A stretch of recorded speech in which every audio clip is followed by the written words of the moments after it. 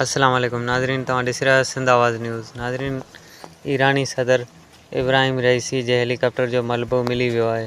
नाज़रीन, इस्लामी जमहूरिया ईरान जे सदर डॉक्टर इब्राहिम रईसी जो हेलीकॉप्टर आज़रबाईजान वेझो हादसे जो शिकार थियो। नाज़रीन, तबाह थियल हेलीकॉप्टर वटि कंहिंजी बि ज़िंदा हुजण जी इतला न मिली।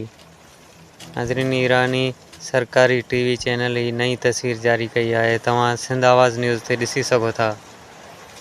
नाज़रीन, ईरानी सरकारी टीवी चैनल ही नई तस्वीर जारी कयो आहे। तव्हां सिंध आवाज़ न्यूज़ ते ॾिसी सघो था। नाज़रीन, ईरानी सदर इब्राहिम रईसी जे हेलीकॉप्टर जो मलबो मिली वियो आहे। तबाह थियल हेलीकॉप्टर वटि कंहिंजे बि ज़िंदा हुजण जी इतला न मिली। इस्लामी जमहूरिया ईरान जे सदर डॉक्टर इब्राहिम रईसी जो हेलीकॉप्टर आज़रबाईजान वेझो हादसे जो शिकार थियो। नाज़रीन, वधीक अपडेट ऐं बाख़बरनि लाइ ॾिसंदा रहो सिंध आवाज़ न्यूज़।